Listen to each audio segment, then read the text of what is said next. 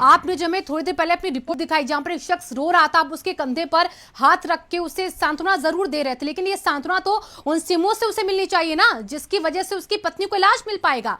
क्यों वहां पर वो रेफरल लेटर नहीं मिल पा रहा है? क्या कर रहे हैं सिमो, क्या वजह है? देखिए शिवांगी, अब अस्पतालों में बिल्कुल जगह बची नहीं है।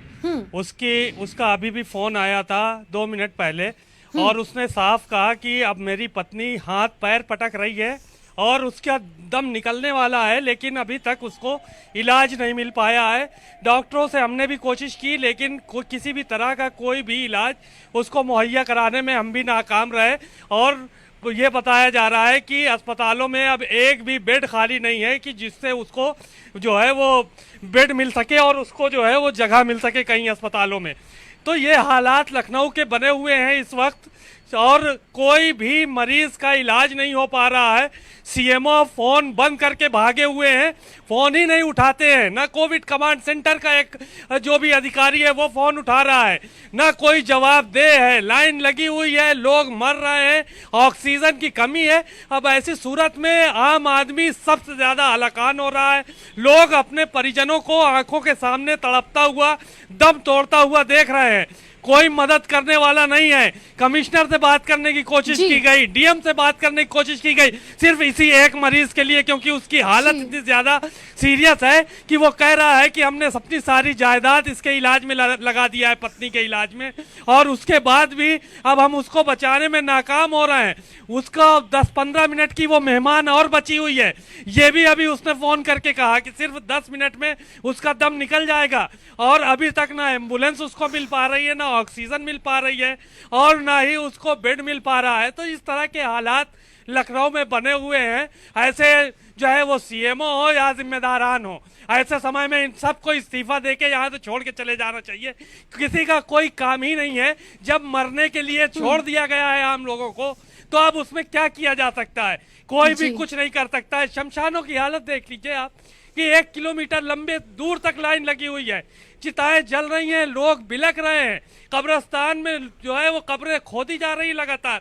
तो ये हालात है, अब इन पे काबू पाना, या नहीं तो व्यवस्थाएं और बेहतर की जाए लगातार, या नहीं तो फिर इसको इसी जगह पे छोड़ दिया जाए कि अब मरने के लिए कि जो जी जाएगा, जो मर जाएगा वो मर जाएगा। अब इसको बेहतर करने के लिए कम से कम या नहीं तो बहुत तेजी से कदम उठाए जाने चाहिए, और या नहीं तो ये बड़ी बड़ी बातें नहीं की जानी चाहिए कि इंतजाम हमारे पास काफी है और सारी व्यवस्थाएं मुकम्मल हैं। तो इस तरह की कोई बातें जो है वो नाकाम है, बेवजह की बातें हैं ये सारी, चाहे वो जो अधिकारी हो, चाहे मंत्री हो, और चाहे जो कोई हो। क्योंकि इस तरह की जो है ये हालात हैं, ये अब हम लोगों से भी नहीं देखे जा रहे हैं। इतनी सारी चिताएं, इतने सारे लोगों का मरना, इतने सारे लोगों की सिफारिशें जो रोते हैं, बिलखते हैं, उनसे अब कहां तक आदमी जो है वो किस तरह की सांत्वना दे, ये समझ से परे है। अगर इंतजामात नहीं होते हैं तो यहाँ लाशों का अंबार जो है वो एक समय आएगा कि दिखाई देगा, क्योंकि ना कोई अधिकारी सुनने वाला है, ना कोई कर्मचारी सुनने वाला है। किसी की सिफारिश जो है वो काम नहीं आ रही है। हर आदमी जो है वो परेशान हाल है। सिलेंडर के लिए मार्केटिंग लोग कर रहे हैं, ब्लैक मार्केटिंग कर रहे हैं ऑक्सीजन की, उसमें भी आदमी जो है वो नहीं देख रहा है कि कौन जी रहा है, कौन मर रहा है। एक एक सिलेंडर कोई 40,000 का बेच रहा है, कोई 20,000 का बेच रहा है, कोई 46,000 का बेच रहा है।